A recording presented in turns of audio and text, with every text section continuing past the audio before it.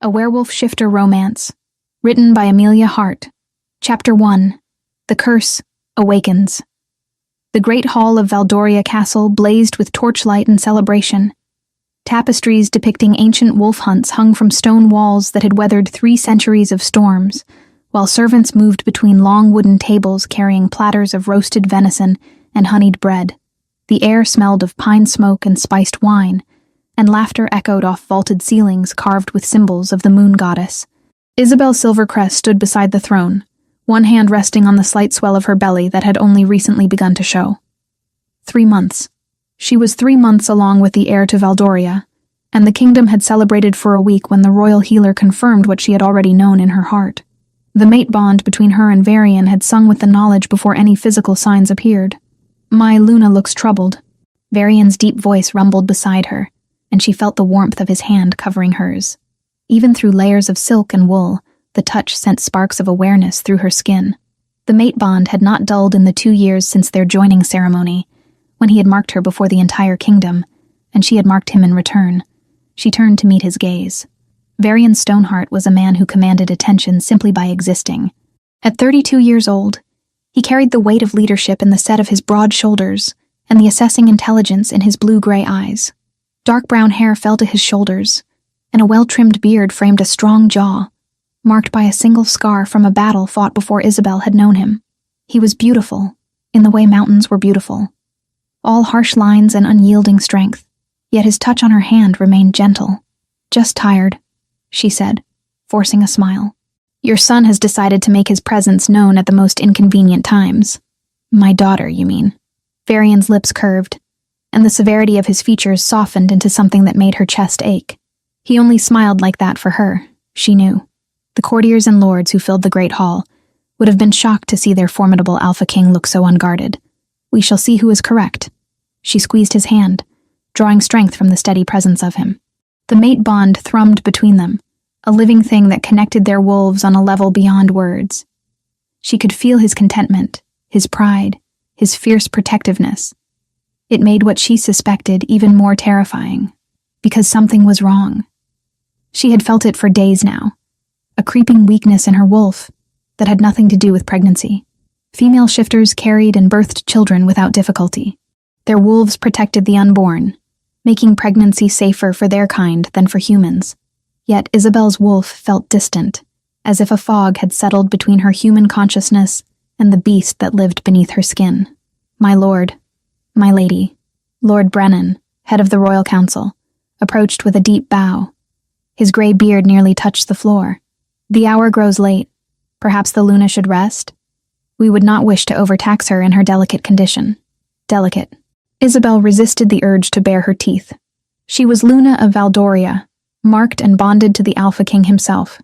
She could shift into a wolf the color of moonlight and run for leagues without tiring. Or at least, she had been able to do so 2 weeks ago. Now, the thought of calling her wolf forward filled her with inexplicable dread. "I am quite well, Lord Brennan." She kept her voice level. "Tonight celebrates my 24th year. Surely I can manage a few more hours before seeking my bed." Before Brennan could respond, the room tilted. Isabel's knees buckled, and only Varian's supernatural reflexes kept her from crashing to the stone floor. His arms came around her, steadying her against his chest, while the hall erupted in concerned murmurs. "Isabel." Varian's voice held a note of command that made her wolf stir weakly. "What is wrong? I do not know." The admission cost her, but she would not lie to her mate. "I feel strange. Disconnected. Fetch the healer." Varian's bark of command sent servants scurrying. "Clear the hall. Now." The crowd dispersed with remarkable speed. No one questioned the Alpha King when he used that tone. Within moments, only Varian, Isabel, and the royal healer remained. The elderly woman approached with practiced calm, her weathered hands surprisingly gentle as she examined Isabel. "There is no fever." The child's heartbeat remained strong. The healer frowned, pressing fingers to Isabel's wrist to measure her pulse. "My lady, have you attempted to shift recently?" "No." Isabel's throat tightened. "Should I?" "Perhaps not tonight." The healer's expression remained carefully neutral, but Isabel caught the flicker of concern in her eyes. "Rest. If symptoms persist, we will investigate further." Varian carried Isabel to their chambers despite her protests that she could walk perfectly well. He laid her on the enormous bed they shared, dismissing the servants who rushed to help. When they were alone, he knelt beside the bed and took her hand between both of his. "Tell me truly," he said quietly. "What frightens you?" Isabel looked into his eyes and saw the same fear she felt reflected back at her. Varian had lost his first mate to an enemy blade during a border conflict. She knew he still visited that mate's grave on the anniversary of her death. She knew he woke some nights reaching for a ghost before remembering Isabel lay beside him instead. "I feel my wolf slipping away." The words came out barely above a whisper, as if she grows more distant each day. Varian's jaw clenched. Pregnancy can affect the wolf's presence. "You know this. This is different." Isabel pressed his hand to her belly, where their child grew. "Something is wrong, Varian. I can feel it in my bones." He said nothing for a long moment, simply holding her as if he could keep whatever darkness approached at bay through sheer force of will. Finally, he kissed her forehead and stood. "I will find answers," he promised. "Whatever this is, we will face it together." After he left to speak with the healer privately, Isabel lay in the darkness and stared at the canopy above her bed. She wanted to believe him. The mate bond between them was sacred, unbreakable. But some instinct, older and deeper than conscious thought, whispered that this was something even an alpha king could not fight. 3 days passed. Isabel performed her duties as Luna with increasing difficulty. The weakness in her wolf grew more pronounced. When she tried to shift in the privacy of their chambers, nothing happened. Her wolf did not respond to her call. The sensation was akin to shouting into a void and hearing no echo return. Varian noticed, of course. He watched her with troubled eyes, but said nothing when she insisted everything was fine. She saw him conferring with the healer, with the council's oldest members, with anyone who might have knowledge of such strange symptoms. None could provide answers. On the 4th night, unable to sleep, Isabel rose from bed and wrapped a heavy cloak around her shoulders. Varian slept deeply beside her, exhausted from long days spent managing kingdom business and searching for solutions to her mysterious condition. She pressed a kiss to his temple, breathing in the familiar scent of pine and winter that clung to him, then slipped from their chambers. The castle slept around her as she navigated familiar corridors by moonlight. Guards nodded respectfully as she passed but did not question where the Luna walked at such an hour. She had freedom here, earned through 2 years of proving herself a worthy mate to their king. The library stood at the castle's eastern edge, housed in the oldest part of the structure. During daylight hours, scholars pored over texts and records. At night, it belonged to shadows and dust. Isabel had spent many afternoons here during her first months as Luna, learning the histories of Valdoria and the bloodlines that had ruled it. But there was another library, one few knew existed. A forbidden collection kept locked behind an iron door that bore no marking save a single silver wolf's head. Isabel had discovered it by accident months ago, while searching for records of a treaty dispute. She had meant to ask Varian about it, but the moment had never seemed right. Tonight, standing before that unmarked door, she knew she would find answers within. Her fingers closed around the cold iron handle. It should have been locked. Instead, the door swung open soundlessly, as if welcoming her. The forbidden library was smaller than the main collection. A circular room with shelves that climbed toward a domed ceiling. A single window admitted pale moonlight that cast everything in silver. The books here looked ancient, bound in leather that had cracked with age. Some bore titles in languages Isabel did not recognize. She moved through the room systematically, searching for anything that might explain what was happening to her wolf. Most texts dealt with battle strategies, old treaties, accounts of wars fought and won. Then her fingers brushed against a volume that felt different from the others. The leather was softer, almost supple, and it had been tucked behind several larger tomes as if deliberately hidden. Isabel pulled the book free and carried it to the window where moonlight made reading possible. The cover bore no title, but when she opened it, familiar handwriting made her breath catch. The personal diary of Adelaide Silvercrest. Her grandmother's name. Isabel's hands trembled as she turned pages filled with elegant script. The entries began innocuously.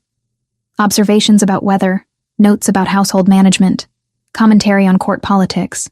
Then halfway through the volume, the tone shifted dramatically. I am to be married in 3 days. Mother grows worse. She no longer recognizes father, no longer remembers her own name. The healers say there is nothing to be done. The curse has taken her completely. Isabel's pulse hammered in her ears. She flipped forward, scanning entries with increasing horror. Mother attacked a servant today. She had to be restrained. Her wolf has consumed everything human within her. Father weeps openly now, caring nothing for who sees his grief. Tomorrow is her 25th birthday. Tomorrow. We will lose her forever. The book nearly slipped from Isabel's numb fingers. 25th birthday. Her grandmother's mother had lost herself at 25. And Isabel would turn 25 in 4 months. She forced herself to keep reading, though each word felt like a blade sliding between her ribs. The curse is real. I have searched every record, questioned every elder who might remember. 8 generations of Silvercrest women, all meeting the same fate. We lose our wolves slowly, then all at once. On our 25th birthday, we transform permanently. No return to human form. No human thoughts. Just the beast, forever. No. Isabel shook her head violently, but the words on the page did not change. Her grandmother's careful script detailed it all. The slow weakening. The growing distance from one's wolf. Then the final transformation that could not be undone. I have 4 years before the curse claims me. 4 years to live as myself before becoming something less than human. I will not tell my mate. Why burden him with the knowledge of what I will become? Better he thinks me dead than watches me devolve into a monster he must eventually destroy. Tears blurred Isabel's vision. She sank to the floor, clutching the diary against her chest. Her grandmother had written those words at 21. 4 years later, she would have transformed. But Isabel remembered her grandmother dying in her bed, surrounded by family, looking peaceful. With shaking hands, she found the final entries. I took the coward's way. When my 24th year ended and I felt my wolf beginning to slip away, I drank wolfsbane tea. Not enough to kill quickly, but enough to sicken unto death. My mate believes I suffer from a wasting illness. He does not know I am poisoning myself slowly to spare him the horror of watching me become a beast. In 2 months, I will be gone. Perhaps in death, I will finally be free of this curse. The diary ended there. Isabel pressed her fist to her mouth, stifling the sob that threatened to tear free. Her grandmother had killed herself, rather than transform. And now the same fate waited for Isabel. She was 3 months pregnant with Varian's child. The heir to Valdoria grew in her womb, unaware that its mother was cursed. In 4 months, on her 25th birthday, Isabel would transform into a wolf, permanently. She would lose every human thought, every memory, every shred of the woman she had been. Varian would watch his mate become a beast. He would have to destroy her, or lock her away, or watch helplessly as she attacked innocents. And the child. What would happen to the child if its mother transformed? Isabel did not realize she was rocking back and forth until she felt the cold stone floor bruising her knees through the layers of her nightgown. 4 months. She had 4 months to find a solution, or 4 months to decide how to protect the people she loved from what she would become. The mate bond pulsed with sudden alarm. Varian had woken and found her gone. She felt his concern, his confusion, his rising worry. In moments, he would come searching. She could not let him find her like this. Shattered on the floor of the forbidden library with forbidden knowledge clutched in her hands, Isabel stood on trembling legs and returned the diary to its hiding place. She would not tell Varian. Not yet. Not until she had exhausted every possibility for breaking this curse. She would not burden him with the knowledge that in 4 months, he would lose another mate. As she slipped from the library and hurried back toward their chambers, one thought crystallized with terrible clarity. If she could not find a way to break the curse, she would do what her grandmother had done. She would die before transforming. She would protect Varian from that pain, even if it meant breaking both their hearts. The child. The thought stopped her in her tracks. The child would need protection too. Somehow she would have to ensure the baby survived, even if she did not. 4 months. The clock had begun counting down toward an ending Isabel didn't want to accept. Chapter 2. The Sacrifice. 3 weeks. Isabel had 3 weeks to plan her own death while pretending everything remained normal. 3 weeks to memorize every line of Varian's face. To commit to memory the way he smiled when he thought no one watched. To burn into her soul the feeling of his arms around her in sleep.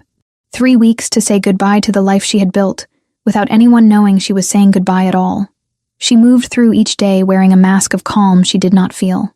At meals, she sat beside Varian in the great hall and laughed at the jests of courtiers, whose names she could barely remember. During council meetings, she offered opinions on matters of state that would affect a kingdom she would never see again. At night, she lay in their bed and traced the contours of his sleeping face with trembling fingers. The child in her womb grew steadily. At 3 months, the swell of her belly had become noticeable beneath her gowns. Servants whispered excitedly about the heir, and the castle hummed with preparations for a royal birth that would never come.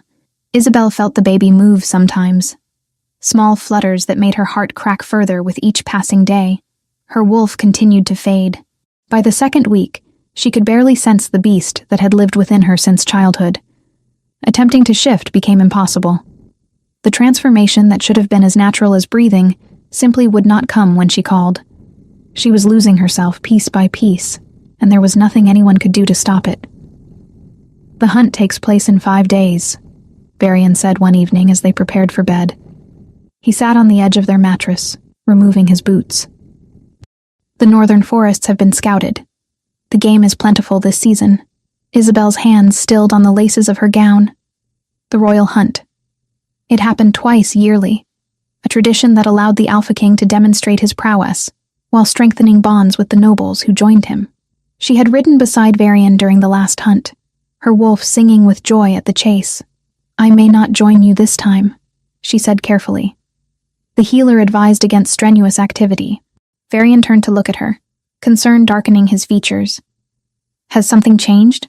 Is the child well?" "The child is fine." That at least was not a lie. The baby remained healthy despite everything else falling apart. "I simply tire more easily now. Perhaps I should rest while you hunt." He crossed to her in 3 strides, his hands coming to rest on her shoulders. The mate bond thrummed between them, and Isabel had to fight not to lean into his touch and abandon this terrible plan entirely. "You have not been yourself," Varian said quietly. "Do not think I have failed to notice. Whatever troubles you, we can face it together. Together. If only that were true." But Isabel had read her grandmother's diary 3 times now, searching desperately for any hint of hope, any suggestion that the curse could be broken. She had found none. Every Silvercrest woman for 8 generations had transformed on her 25th birthday. Every single one had lost her humanity forever. "I am simply tired," she lied, reaching up to cup his bearded cheek. "The pregnancy affects me more than I expected. Nothing to concern yourself with." Varian did not look convinced, but he kissed her forehead and released her. They finished preparing for bed in silence heavy with words neither spoke. On the morning of the hunt, Isabel woke before dawn. She dressed in riding leathers, lacing them tight over her belly. The clothing would serve dual purposes, appropriate for the hunt and practical for survival in the wilderness that awaited her. She had spent the past weeks gathering supplies in secret. A small pack hidden in the stables contained dried meat, a fire-starting kit, a hunting knife, and a warm cloak. Nothing that would be missed, nothing that would raise questions. She had also stolen a vial of deer blood from the kitchen stores and a coil of thin rope from the armory. The hunting party assembled in the courtyard as the sun broke over the horizon. 24 nobles and their attendants prepared horses and checked weapons.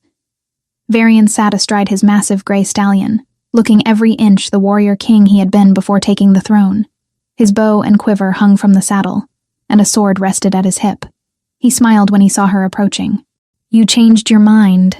I could not let you have all the glory," Isabel said, accepting help mounting her own mare. The horse, a gentle chestnut named Willow, had been a gift from Varian on their first anniversary. Leaving her behind would hurt almost as much as leaving Varian himself.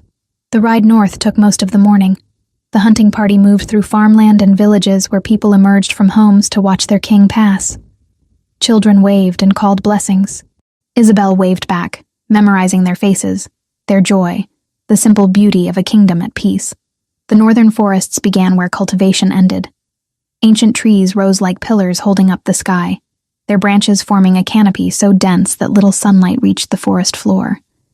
The air smelled of moss and rotting leaves and the musk of wild animals. "We separate here," Varian announced once they had traveled deep enough that civilization felt like a distant memory. Each hunter will take a different path.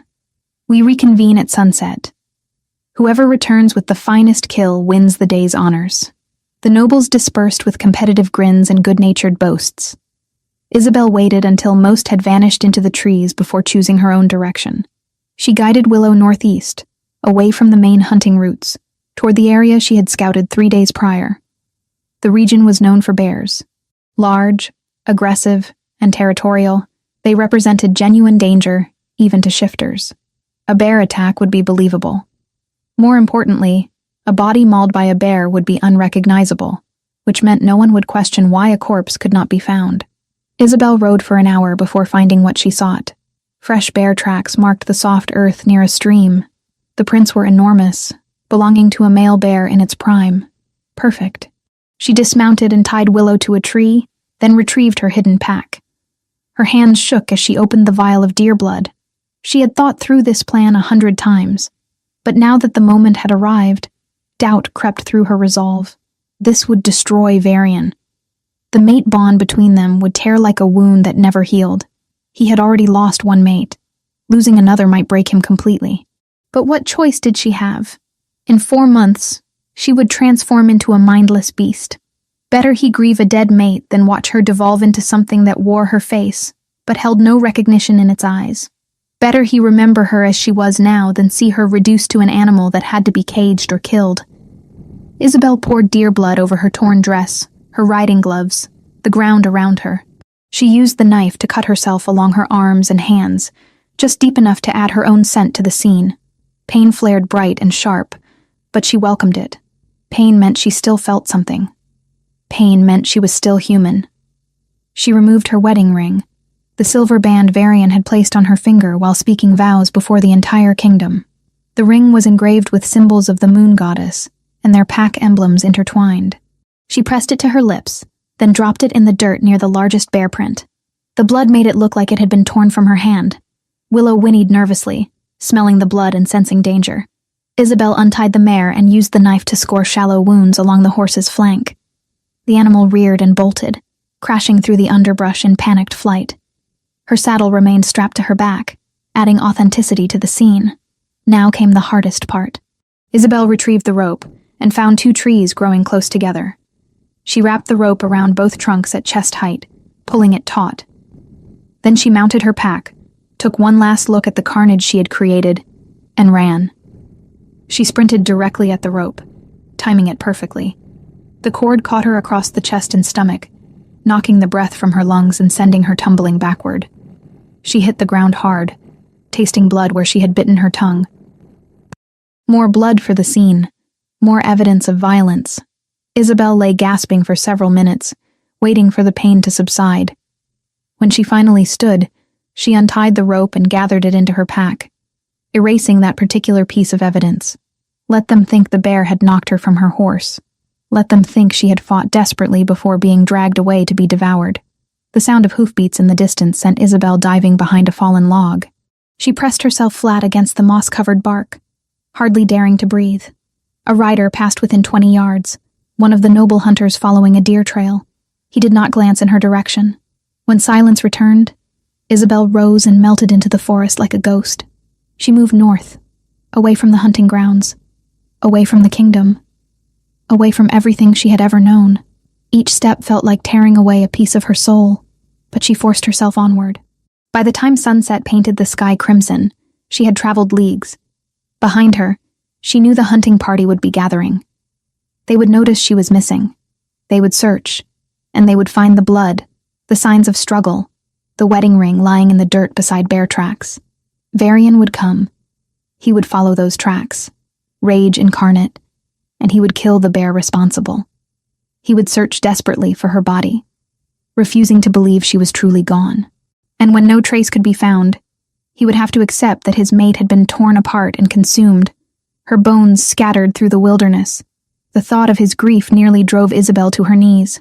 The mate bond twisted in her chest, a physical pain that stole her breath. Part of her screamed to turn back, to run to him, to confess everything. But she knew what waited in 4 months. She knew what the curse would make her become. This was mercy. This was love. This was the only way to protect him from worse pain ahead. Isabel walked until her legs threatened to give out, until darkness made travel impossible. She found a small cave formed by fallen boulders and crawled inside, pulling moss and branches across the entrance. Then, alone in the cold and dark, she finally allowed herself to weep. She wept for the child she carried, who would never know its father. She wept for Varian, who would blame himself for failing to protect her. She wept for the life she was abandoning, the future they had planned together, the simple joy of waking beside someone who loved her. Most of all, she wept for what she would become. 4 months. 4 months until her 25th birthday, when the curse would activate, and she would transform permanently. 4 months to survive alone in the wilderness, hunting like an animal, until the day came when she became one. Days blurred together. Isabel moved steadily northward, toward the forbidden mountains where few dared venture. She trapped rabbits and caught fish with her bare hands, her shifter strength and senses still functional, even if her wolf refused to emerge. She slept in caves and hollow trees, always moving, never staying long in one place. The baby did not grow as it should. At night, Isabel rested her hands on her belly and searched for movements that rarely came. She still spoke to the child in whispers, telling stories of its father, describing a kingdom it might never see. By every human and shifter reckoning, the baby should have been much further along. Yet her body remained at the same early swell, as if time itself had snagged on some invisible thread, right around the day she transformed. Isabel tried not to think about what would happen then. Would the transformation kill the child? Would she somehow give birth as a mindless beast, unable to care for the infant? There were no good answers, only the terrible certainty that something awful waited ahead. On the morning of her 25th birthday, Isabel woke in a cave halfway up a mountain slope. Dawn light filtered through the entrance, painting everything gold. She lay perfectly still, waiting for the transformation her grandmother's diary had promised. Nothing happened. She sat up slowly, examining her hands. Still human, still herself. She reached inward for her wolf and found nothing but silence. The beast that had lived within her was simply gone, as if it had never existed. Relief and terror warred in her chest. No transformation. She remained human, remained conscious. But at what cost? Her wolf had been part of her identity since childhood. Without it, she was incomplete, broken in a fundamental way. Days later, a new horror revealed itself. The baby stopped moving. Isabel pressed her hands to her belly, searching desperately for any sign of life, but felt nothing. Panic consumed her until she realized her own heartbeat remained the only rhythm in her chest. The pregnancy had not ended. It had simply stopped progressing. Frozen. The child was frozen at 3 months gestation, preserved but not growing, as if time itself had halted within her womb. Isabel screamed her anguish into the uncaring wilderness, but no one answered. She was alone. That night, wolves found her. She smelled them first, a pack of wild animals circling her cave. Their growls rumbled through the darkness, promising violence. Isabel grabbed her knife and pressed herself against the back wall, knowing she stood no chance against a full pack without her wolf.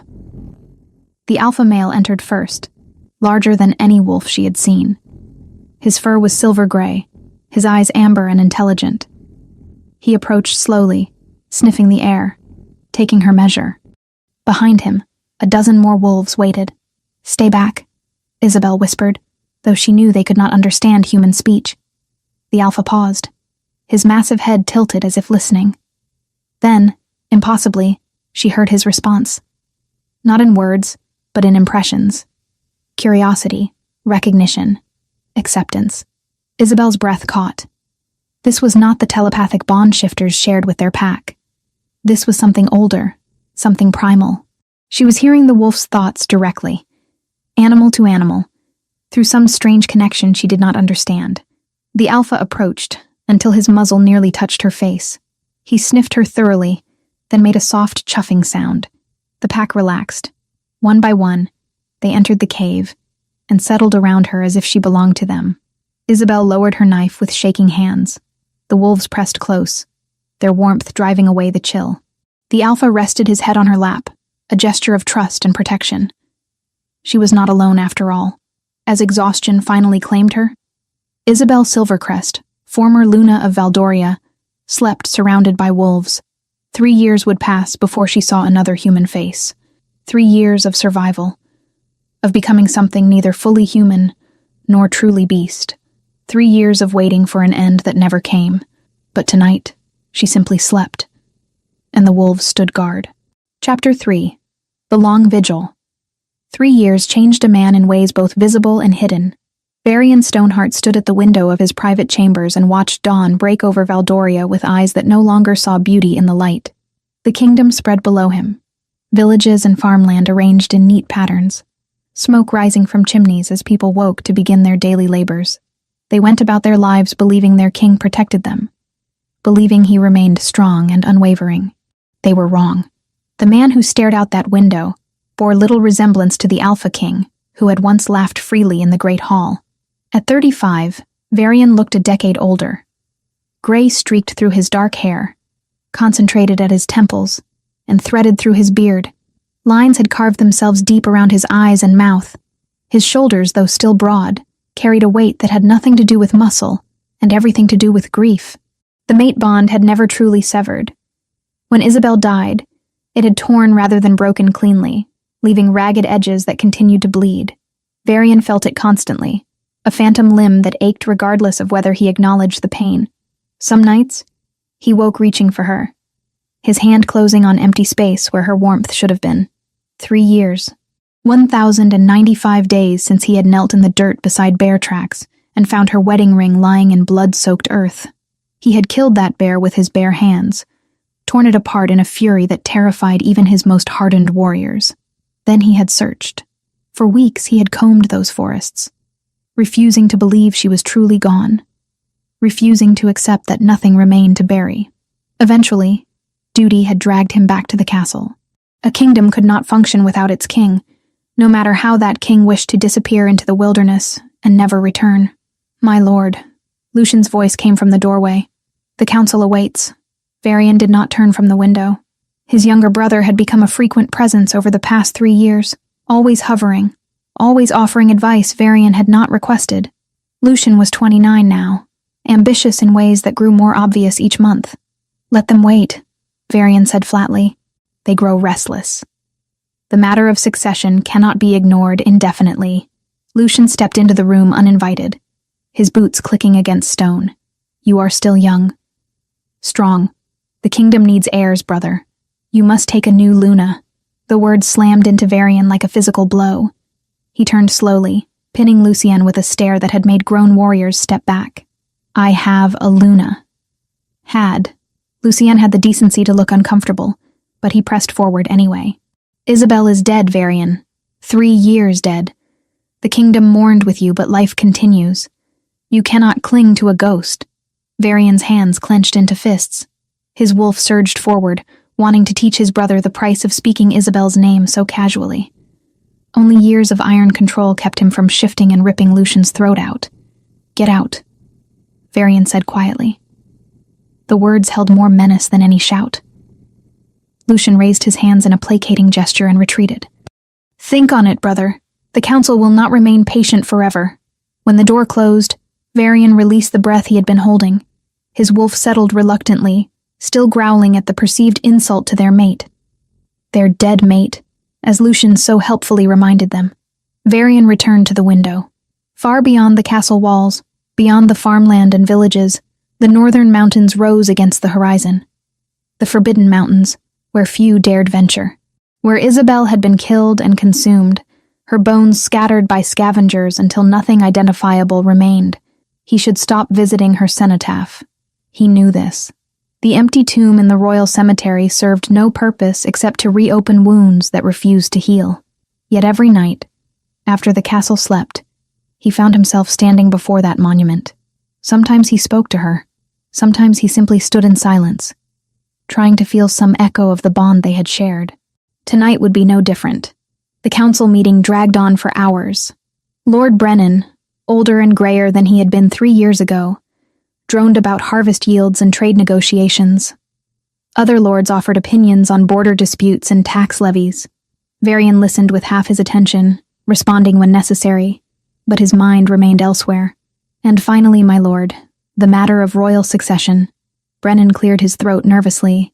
The council believes it is time to consider potential candidates for a new Luna. Several suitable matches could be arranged. No. Varian's voice cut through the hall like a blade. My lord, please be reasonable. You are still in your prime. The kingdom needs... I said no. Varian stood, towering over the assembled lords. This council is dismissed. He strode from the hall before anyone could protest further.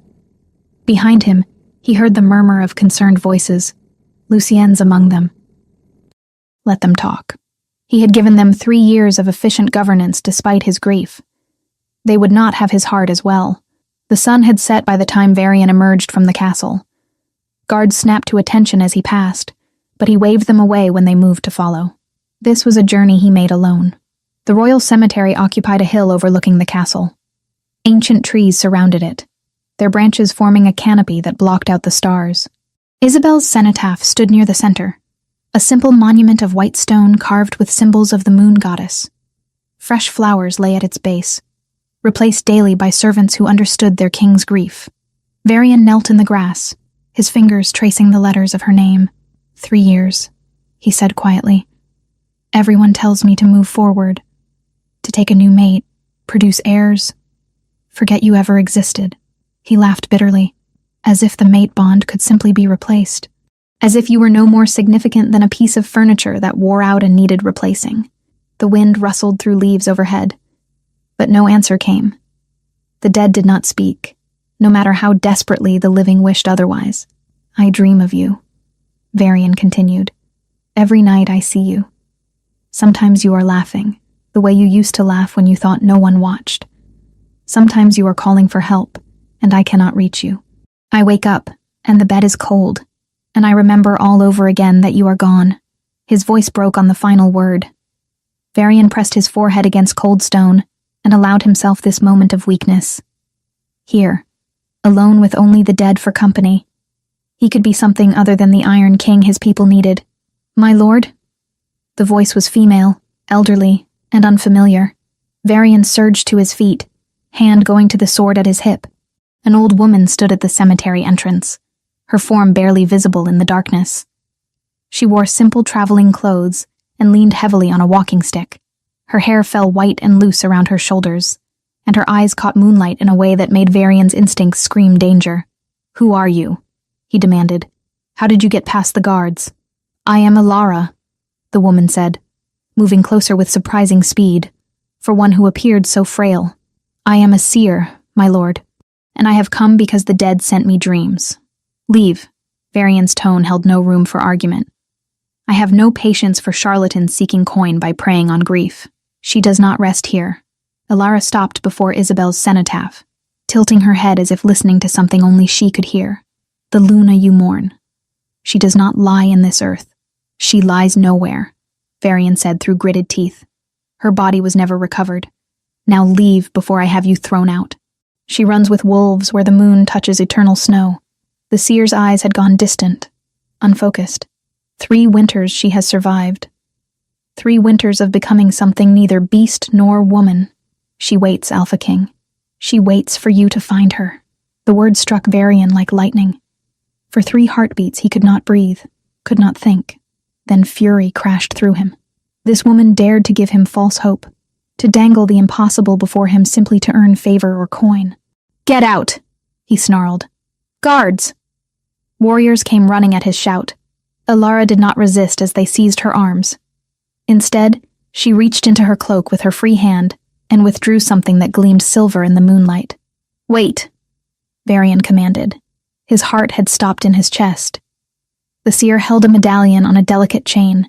Even from several paces away, Varian recognized it.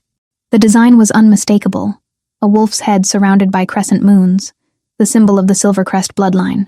He had last seen it around the neck of Isabel's mother during their wedding ceremony. By tradition, it should have been buried with the woman when she died. Where did you get that? Varian closed the distance between them in 2 strides, snatching the medallion from Alara's palm.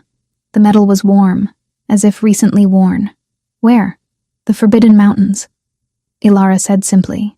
I found it 3 days ago, lying on a flat stone near a cave, as if someone had placed it there deliberately, knowing it would be found. Knowing I would bring it to you. Varian's hands shook as he examined the medallion. The clasp was broken, as if the chain had been torn from someone's neck. There were scratches on the silver surface that looked recent. This was not grave goods, stolen from a tomb. This was something that had been carried, worn, recently handled. Tell me everything, he demanded. Leave out no detail. Ilara's story was simple. She lived on the edge of the Forbidden Mountains, surviving by gathering herbs and selling healing tinctures to nearby villages. 3 days ago, while foraging, she had found the medallion and experienced a vision so powerful it had knocked her unconscious. In that vision, she saw a woman with golden hair living among wild wolves, half feral but still human. She saw the woman placing the medallion on a stone where it would be discovered. She wants to be found, Ilara finished. But she is afraid. She hides from something worse than death. Isabel died 3 years ago, Varian said, but his voice held less certainty now. I found her blood. Her wedding ring. Signs of a bear attack. Did you find her body? No, but... Then how can you be certain she is dead? Ilara tilted her head, her strange eyes seeming to see through him. The mate bond, Alpha King. Has it truly severed, or does it simply stretch thin across great distance? Varian's breath caught.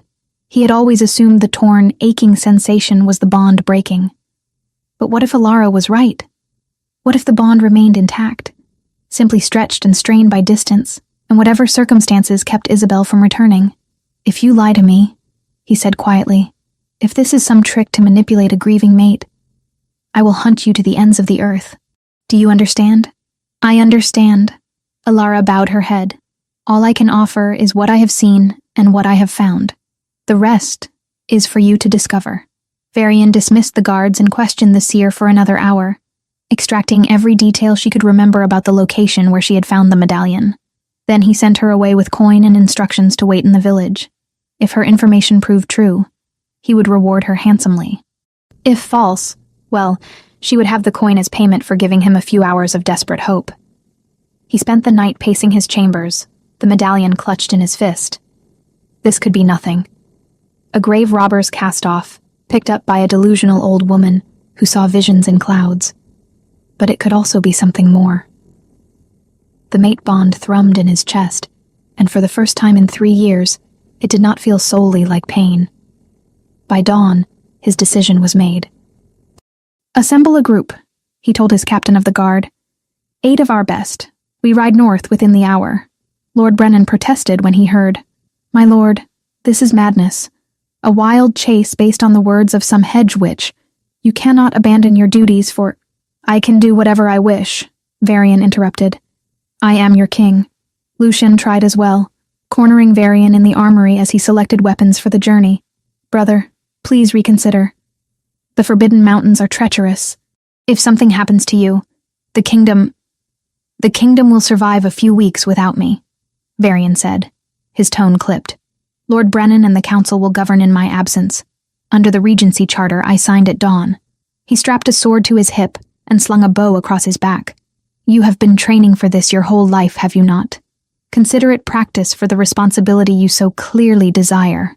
Something flickered across Lucien's face, too quick to identify. I want only what is best for Valdoria. Then support your king, Varian said coldly, or step aside. The ride north took 5 days. Varian led a group of 8 warriors, all veterans who had served him for years. They traveled quickly, changing horses at villages along the way, pushing hard toward the mountains that loomed larger with each passing day. On the 2nd day, they passed through a farming village, where an old man working his field stopped to watch them pass. Something in his expression made Varian rein in his horse. Have you seen anything strange in these parts? Varian asked. Signs of wolves, perhaps, or unusual tracks? The farmer's weathered face creased with concern. Wolves, aye. Larger pack than usual this winter. But there is something else, my lord. He glanced toward the mountains nervously. My grandson swears he saw a woman running with them. Wild-looking thing with tangled hair and clothes made of pelts. He thinks she was a spirit, maybe, or something cursed. Varian's pulse quickened. When did he see this? 2 weeks past, my lord. near the old hunting trails that lead into the high country. At each village, Varian asked similar questions. The answers varied, but a pattern emerged. Multiple sightings over the past 3 years of a strange woman living in the mountains. Some called her a ghost. Others believed her to be a witch. All agreed she moved with wolves as if they were her pack. On the 5th day, they entered the true wilderness. Trees grew thick and old, their trunks wider than 3 men standing side by side. The ground rose steadily, and snow appeared in patches despite the relatively mild season. This was territory that belonged to nature, not mankind. My lord, one of the warriors, a tracker named Harvin, knelt beside a stream. Come see this. Varian dismounted and approached. Harvin pointed to marks in the soft mud along the water's edge. Multiple wolf prints, which was not unusual. But among them, pressed clear and distinct, was a single human footprint. Small, barefoot. The stride pattern suggested the human had been walking alongside the wolves, not fleeing from them. How old? Varian asked, his voice hoarse. Fresh, within the last day. Harvin looked up at him with wonder in his eyes. My lord, something is out here. Something that walks with wolves as pack, not prey. They followed the tracks for 2 more days, pushing deeper into the mountains. More signs appeared. A crude shelter made of branches, scraped clean animal bones, a circle of stones that had held a fire, and always, the footprints alongside wolf tracks, never fleeing, always moving together. On the 7th day since leaving Valdoria, Varian stood on a ridge overlooking a valley thick with ancient pines. Somewhere in this wilderness, if the signs were true, if the seer's vision held any accuracy, was the woman the villagers called a ghost. The woman who might be Isabel. For the first time in 3 years, Varian allowed himself to hope. Chapter 4. Recognition. The dense forest of the Forbidden Mountains closed around Varian's expedition like a living thing. Ancient pines reached toward a sky barely visible through their interlocking branches, and the ground lay thick with needles that muffled footsteps. The air tasted of snow and stone, sharp and clean, in a way that reminded Varian how far they had traveled from civilization. We make camp here, he announced as sunset painted the western sky in shades of blood and amber. His 8 warriors dismounted with obvious relief. They had been riding since dawn, following tracks that grew fresher with each passing hour. Human footprints alongside wolf tracks, moving together through terrain that would have killed a normal person within days. Harvin, the tracker, knelt beside a stream that cut through the valley floor. The prints are no more than a few hours old, my lord. Whatever we seek, we draw close to it. Whatever we seek. Varian's jaw clenched. Not whatever. Whoever. If the signs proved true, if hope had not led him on a fool's errand, then somewhere in this wilderness lived the woman he had mourned for 3 years. The woman who might be Isabel. Double the watch tonight, Varian ordered. These mountains belong to predators. We take no chances. His men moved with efficient precision born of years serving together. Fires were built and contained within circles of stone. Bedrolls were arranged with weapons within easy reach. Horses were picketed and fed. Within an hour, they had transformed a patch of wilderness into a defensible camp. Varian stood at the perimeter, staring into deepening shadows between the trees. His wolf stirred restlessly beneath his skin, sensing something the human part of him could not quite identify. Danger, perhaps. Or possibility. My lord, you should eat. One of the warriors, a grizzled veteran named Oswin, offered a bowl of stew. You have barely touched food in 2 days. I am not hungry. But Varian accepted the bowl anyway, forcing down several mouthfuls to quiet the man's concern. Leadership required maintaining strength, even when every instinct screamed to abandon camp and search through the night. The horses grew agitated as darkness fell completely. They stamped and snorted, pulling against their tethers. Varian rose from his position beside the fire, hand moving instinctively to the sword at his hip. Something approaches, Harvin said quietly. The tracker had drawn his bow, an arrow already nocked. The other warriors armed themselves with similar speed. 8 shifters, all trained fighters, formed a defensive circle around the fires. Their eyes reflected firelight as their wolves rose close to the surface, ready to defend against whatever threat prowled beyond the light. Varian scented them first. Wolves. Not shifters, but true animals. their musk thick on the evening air. One wolf would have been concerning. A pack meant potential slaughter. They emerged from the darkness gradually, eyes glowing amber and green in the firelight. Varian counted quickly. 12, 15, 20 wolves, each larger than normal, moving with a coordination that spoke of established hierarchy.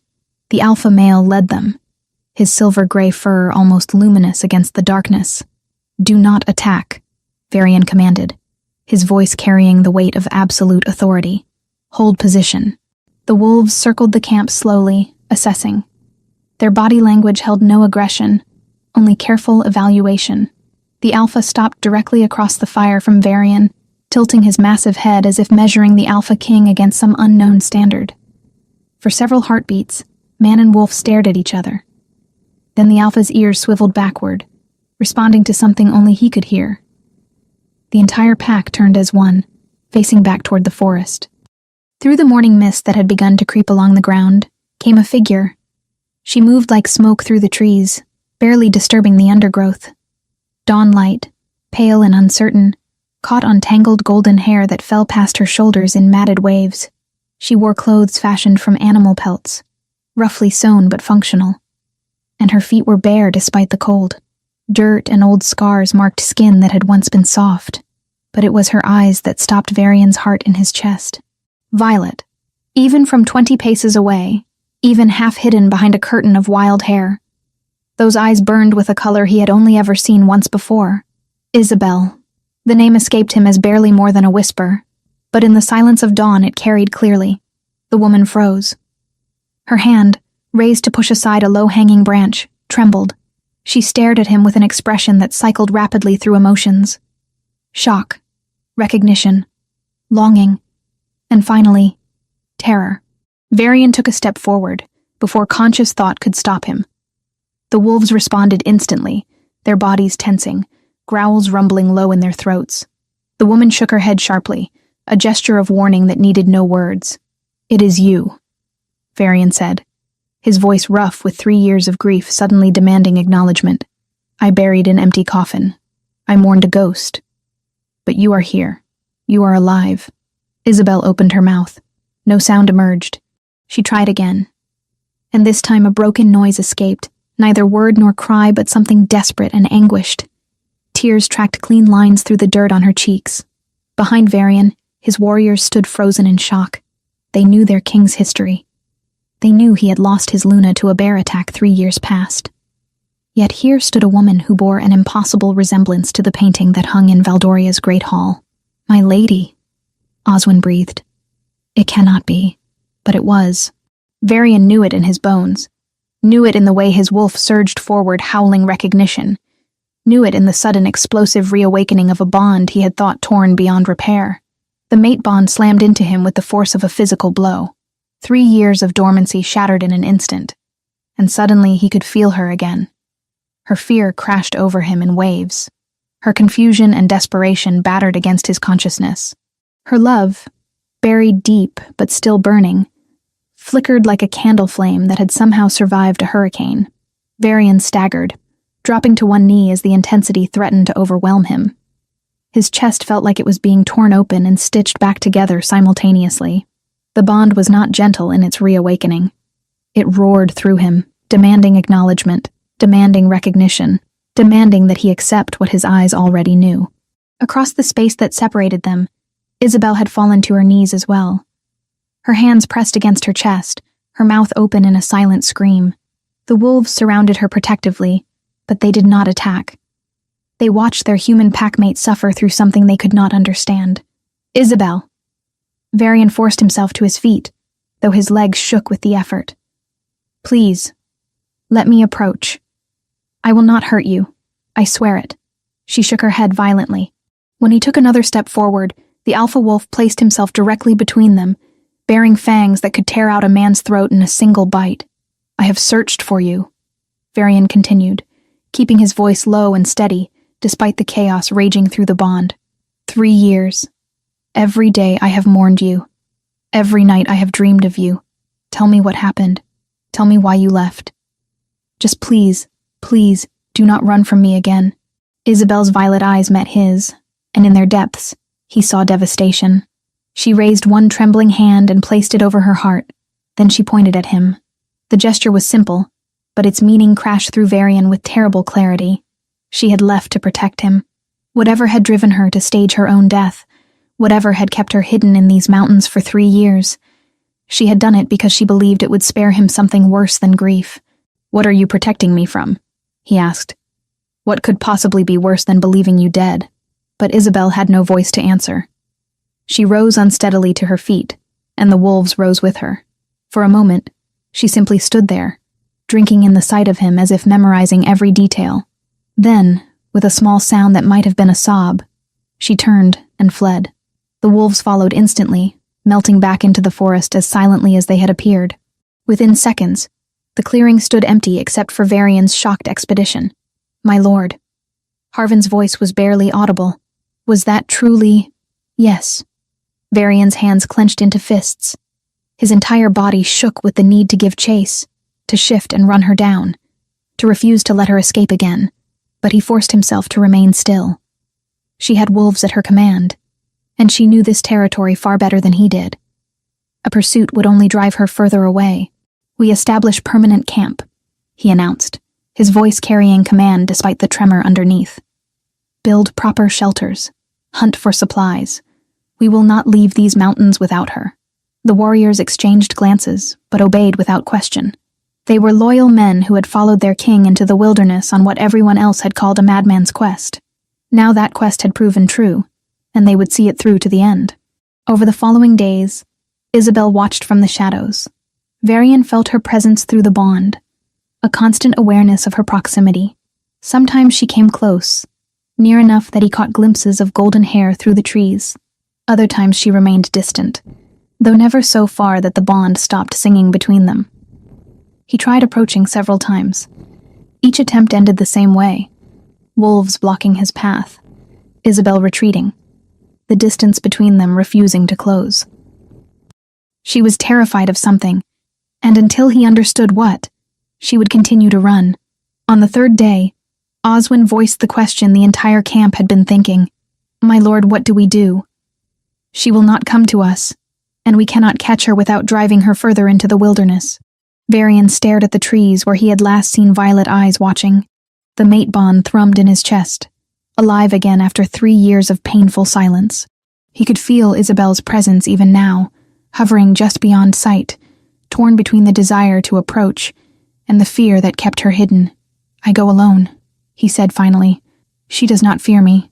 She fears what I represent. She fears the camp, the warriors, the reminder of everything she left behind." "My lord, that is unwise," Harvin protested. "Those wolves will not attack if I pose no threat." Varian began removing his weapons, placing sword and knives on the ground beside the fire. "She commands them. They protect her. If I approach unarmed and alone, perhaps she will finally let me close." His men looked doubtful, but they did not argue further. They had followed him this far. They would trust his judgment now. Varian walked away from camp as the sun reached its zenith. He moved slowly, deliberately, making no effort to conceal his presence. His weapons lay behind him. His hands remained open and visible. Every step announced his intention. "I am no danger. I will not force you. Please, just let me see you again." The bond guided him. It pulled like a compass needle pointing toward true north, leading him through dense undergrowth and over rocky slopes. He climbed steadily higher, leaving the valley floor behind, entering territory where the trees grew sparser and stone dominated the landscape. He found her in a clearing where winter sunlight pooled like liquid gold. She sat on a fallen log, surrounded by her pack of wolves. They sprawled around her in relaxed poses, clearly comfortable in her presence. The alpha male rested with his head in her lap, and her scarred hands moved gently through his fur. Varian stopped at the clearing's edge. "May I approach?" Isabel's head jerked up. She stared at him for a long moment, her expression cycling through fear and longing. Finally, slowly, she nodded. He crossed the space between them with careful, measured steps. The wolves tracked his movement but did not rise. When he reached her, close enough to touch, close enough to see the tears gathering in her eyes, he sank to his knees in the grass. "I do not understand," he said quietly. But I do not need to. Not yet. Just let me stay. Let me sit beside you. We do not have to speak. We do not have to explain anything. Just please, do not send me away. Isabel's hand reached out, trembling, and touched his face. Her fingers traced the new lines grief had carved around his eyes. The gray that had appeared in his hair. She made a sound that might have been his name, though it emerged broken and barely recognizable. I know, he whispered, covering her hand with his own. The mate bond sang at the contact. Finally complete again after 3 years of agonizing incompleteness. I know. Whatever it is, we will face it together. I promise you. Together. For the first time since she had fled 3 years ago, Isabel leaned forward and rested her forehead against his. And in that moment, kneeling in a mountain clearing surrounded by wolves, Varian allowed himself to believe that perhaps, somehow, they might find their way back to each other after all. Chapter 5. The Truth Revealed. 10 days had passed since Varian first knelt in that mountain clearing and touched Isabel's face. 10 days of careful, patient visits, where he sat beside her in silence while wolves watched with amber eyes. 10 days of slowly rebuilding trust that had shattered 3 years ago. She had not spoken once. At first, Varian assumed trauma or choice kept her silent, but as the days accumulated, as he watched her struggle to form even the simplest sounds, a more terrible truth began to emerge. Isabel had not chosen silence.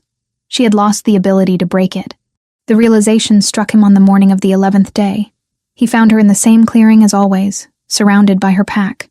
When he approached, she gestured frantically at a rabbit one of the wolves had brought her, then at him, her face desperate with the need to communicate.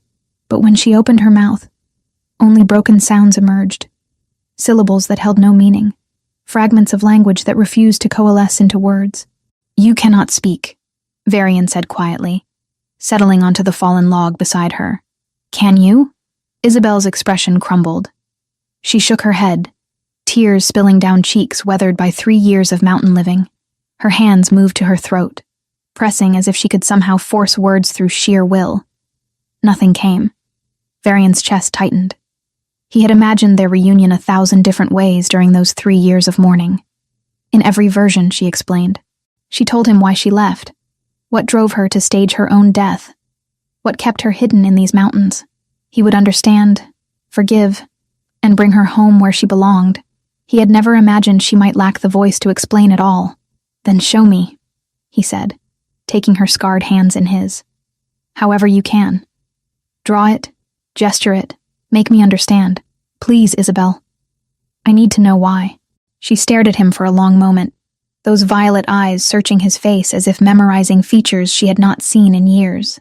Finally, she pulled her hands free and knelt on the ground. Her fingers began moving through the dirt, drawing with the practiced ease of someone who had learned to communicate this way, out of desperate necessity. The first image she created was simple. A wolf in mid-transformation, caught between beast and human. Varian recognized the symbol immediately.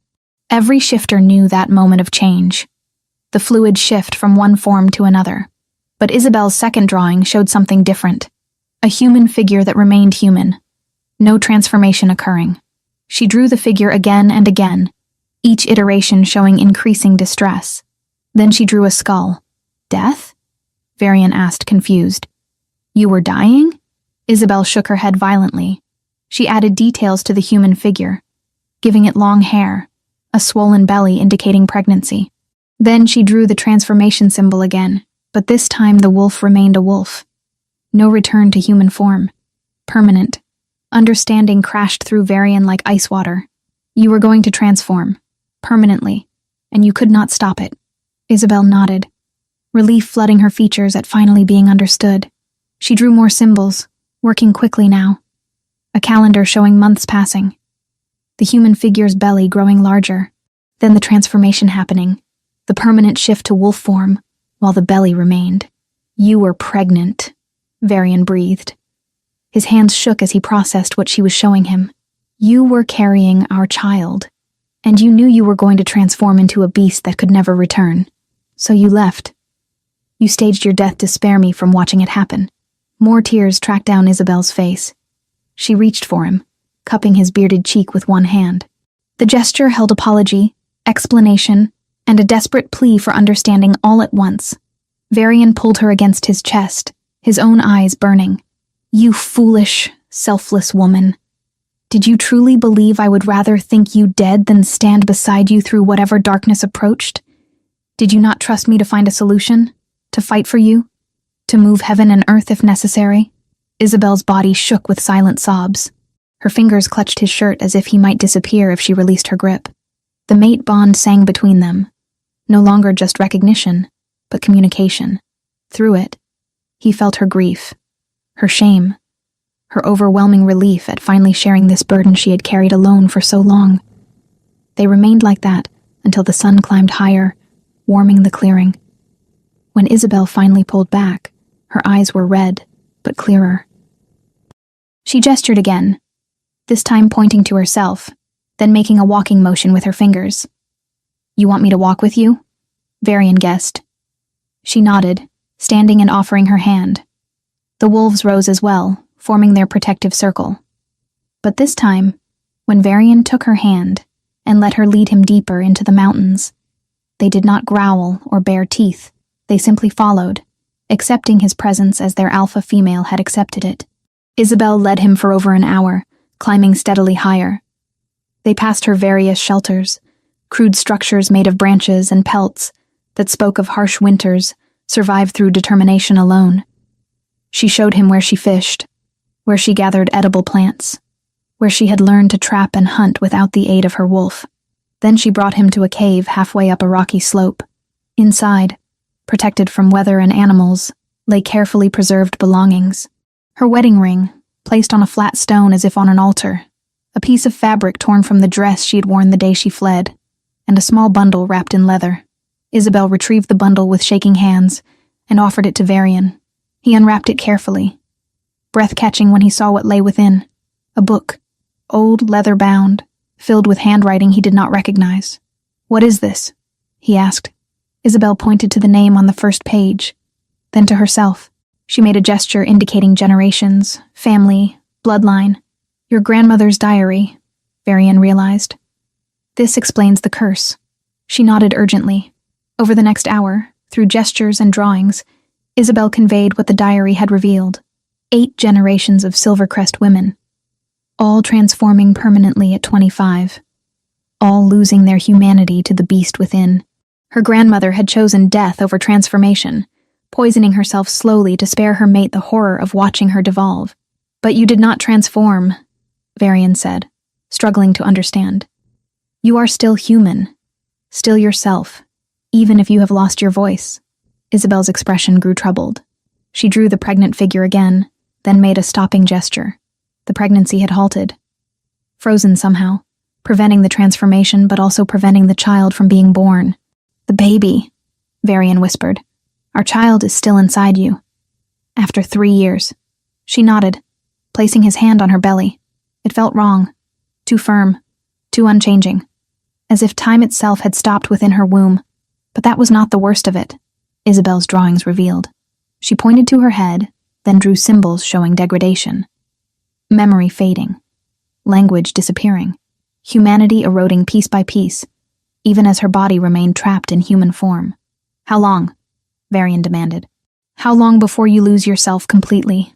Isabel held up fingers. Months for language, though that seemed already in progress. A year for faces, for recognizing those she loved. 2 years for her mind to become fully animal, trapped in a human body that could not transform, could not hunt properly, could not survive as either beast or woman. Horror settled over Varian. This was worse than a clean death. This was a prolonged dissolution of self, a gradual destruction of everything that made Isabel who she was.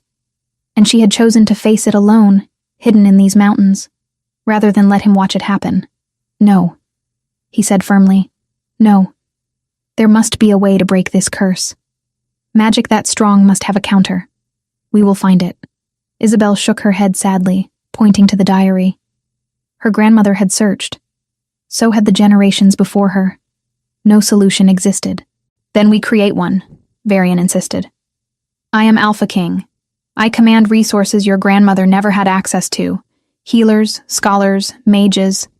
Someone, somewhere, must know how to break a bloodline curse. Hope flickered in Isabel's eyes, quickly suppressed. She had given up hope 3 years ago. Allowing it to return felt dangerous, like inviting further heartbreak.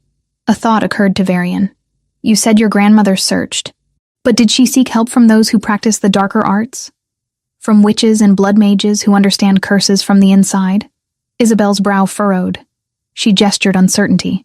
The Forbidden Mountains have a reputation, Varian continued. Few venture here because dark things make their home in these peaks. Exiled witches, hedge mages, those who practice magic the kingdom banned generations ago. He stood, pulling Isabel to her feet. If anyone knows how to break a blood curse, it would be them. Over the following days, Varian questioned his warriors about local legends. Harvin proved particularly useful, having grown up in villages near the mountains. The tracker knew stories of an old woman who lived in a cabin hidden deep in the western valleys, a woman people called Morgana Crowfield. They say she was exiled 30 years past for practicing forbidden magic, Harvin explained around the campfire one evening. She cursed a lord who wronged her, made his crops fail, and his animals sicken until he begged forgiveness. The king at the time banished her here rather than execute her, believing death too merciful for such witchcraft. Can you find her? Varian asked. I can try, my lord, though tracking a witch who does not wish to be found. Harvin shrugged expressively. It took 3 more days. Days during which Varian continued visiting Isabel, watching with growing concern as she struggled to maintain even basic gestures. The warriors commented among themselves when they thought he could not hear. Oswin's words particularly cut deep. She acts less human each day, my lord. More animal than woman now. Whatever curse afflicts her, it progresses quickly. Varian saw it too. Isabel's movements had become more fluid, less consciously controlled. She hunted with her pack now, tearing into raw meat without hesitation. When frustrated, she growled rather than attempting sound. The woman he had known, refined and elegant, was dissolving before his eyes. Finally, Harvin returned with news. I found the cabin, my lord. Followed smoke from a chimney to a valley 2 hours northwest. The witch was expecting us. Varian rode out immediately, bringing only Harvin as guide. They found the cabin exactly as described. A small structure built against a cliff face, smoke rising from a stone chimney, herbs hanging from the eaves to dry. It looked innocent, almost welcoming. Yet Varian's wolf stirred uneasily, sensing power that had nothing to do with shifter magic. The door opened before he could knock. The woman who emerged looked ancient, her white hair falling loose around a face mapped with wrinkles. But her eyes were sharp, green and assessing, missing nothing. Alpha King, she said, her voice surprisingly strong. You come seeking answers about curses, specifically, a bloodline curse that transforms women at 25. Varian's hand went to his sword. How do you know that? I am a seer, among other things. Morgana smiled, revealing surprisingly good teeth for one so old. I dreamed of a golden-haired wolf who runs on 2 legs. I knew you would come eventually. She stepped aside. Enter. We have much to discuss, and your mate has little time remaining. Inside, the cabin was cluttered with magical implements. Dried herbs, crystals, bones arranged in patterns that made Varian's eyes ache to examine too closely. Morgana gestured for him to sit at a rough wooden table while she prepared tea. The Silvercrest curse, she said without preamble. A nasty piece of work, that one. Blood magic combined with a generational binding. The original witch who cast it knew her craft well. Can it be broken? Varian demanded. Everything can be broken, Alpha King. The question is whether you are willing to pay the price. Morgana set a cup before him. Drink. It will help you understand what I am about to tell you. Varian hesitated, but the mate bond pushed him forward.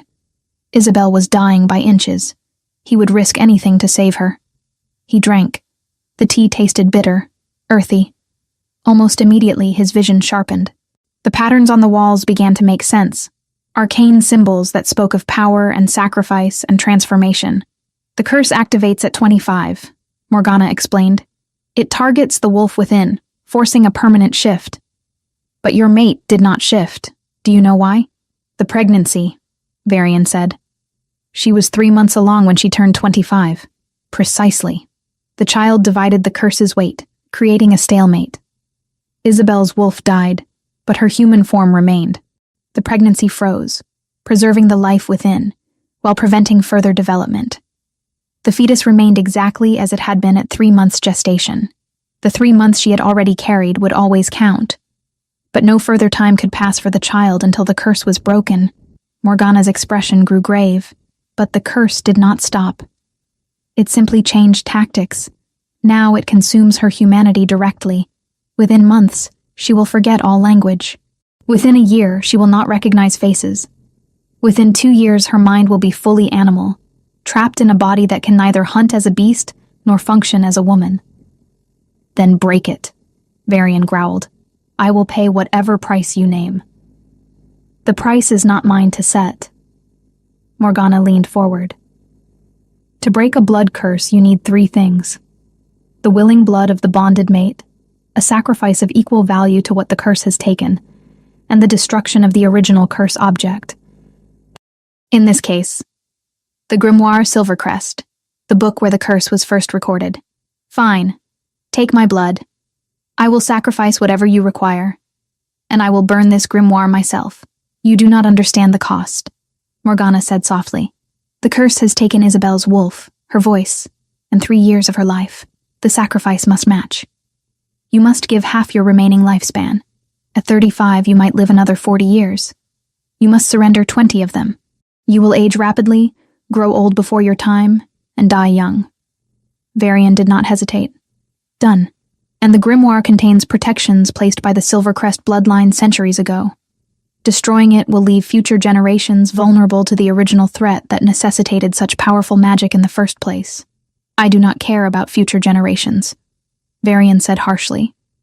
I care about saving my mate. Tell me how to break this curse. Morgana studied him for a long moment. There is one more thing you should know. When the curse breaks, the pregnancy will resume from where it halted. 3 months. Your mate will give birth in approximately 6 months. But the child will carry an amplified version of the curse. It will transform at 13, rather than 25. The words hit Varian like a physical blow.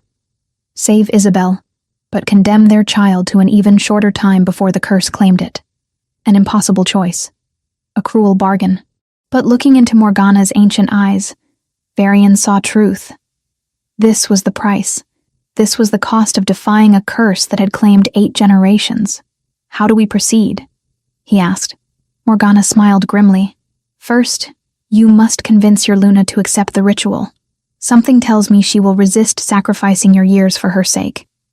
Second, we must retrieve the Grimoire Silvercrest. I have it here, you see.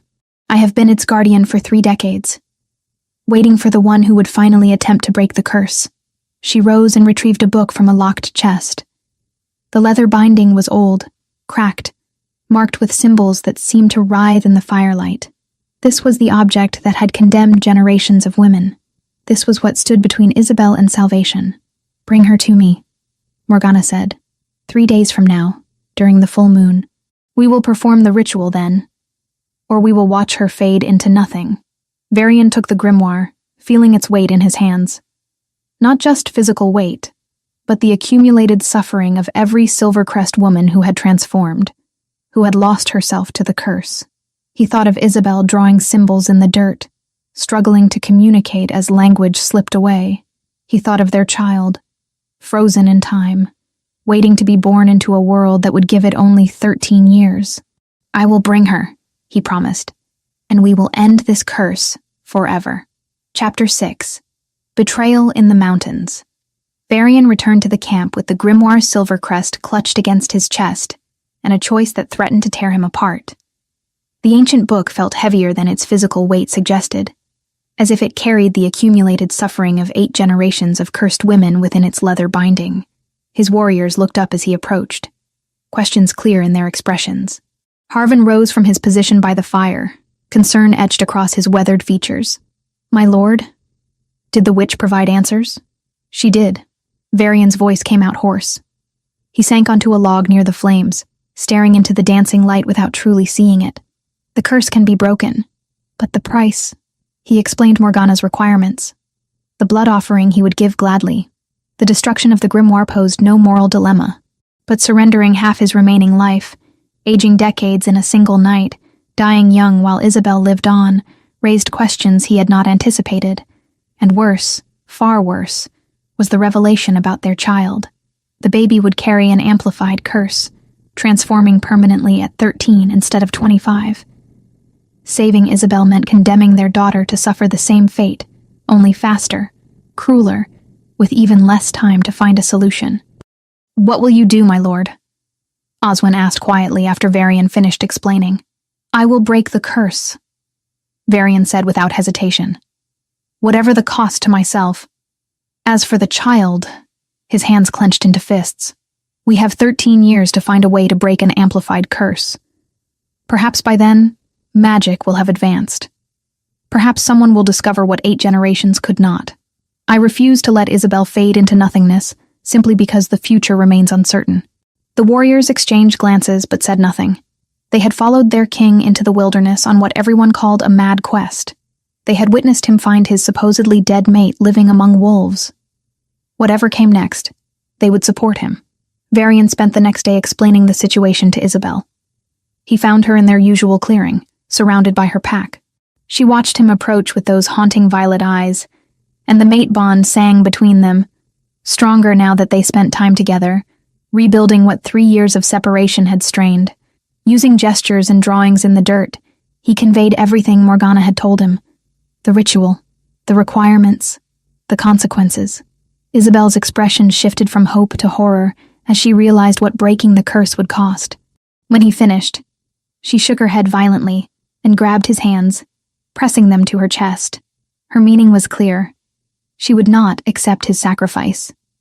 She would rather fade away than watch him age decades, die young, leave the kingdom without its rightful king. "It is not your choice to make," Varian said gently but firmly. "You chose for both of us 3 years ago when you fled.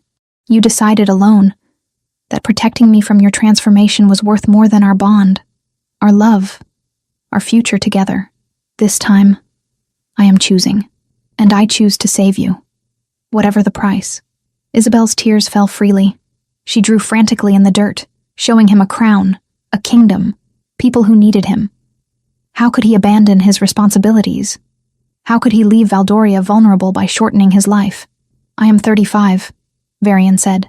"Even if I age 20 years, I will still have decades to rule. And our child, curse or no curse, will have a mother who is whole, who can speak, who can teach her what she needs to know before the curse activates. That is worth any sacrifice." They argued through drawings and gestures for hours. But Varian remained unmoved. He had made his decision. In 3 days, during the full moon, they would perform the ritual. 2 weeks passed. Varian wanted to give Isabel time to accept what would happen, to prepare herself mentally for the transformation back to complete humanity. He also needed to gather certain supplies Morgana had requested. Rare herbs, silver chains for the ritual circle, candles made from specific materials. The camp settled into a routine during those 2 weeks. Warriors hunted and fished, maintaining their supplies. Varian visited Isabel daily, and she began spending more time near the camp, her wolves growing comfortable with the presence of shifters who made no move to harm their adopted pack member. Back in Valdoria, however, other plans were taking shape. Lucien Stoneheart sat in his brother's study, reading reports from the spy network he had cultivated over the past 3 years. Most of the information proved mundane: harvest yields, trade disputes, minor border skirmishes. But one report made his pulse quicken. The Alpha King had been spotted in the Forbidden Mountains with a small group of warriors. More significantly, he had been seen in the company of a wild woman who bore a striking resemblance to the deceased Luna. Lucien read the report 3 times, his mind racing. If Isabel lived, if Varian brought her back to the castle, then Lucien's carefully constructed plans crumbled to dust. For 3 years, he had positioned himself as the concerned brother, the loyal advisor, the one who would inevitably inherit when Varian died without heirs. But a living Luna changed everything, especially if she still carried the child she had been pregnant with when she disappeared. "My lord," his personal servant, a weaselly man named Torvin, entered the study. "You sent for me?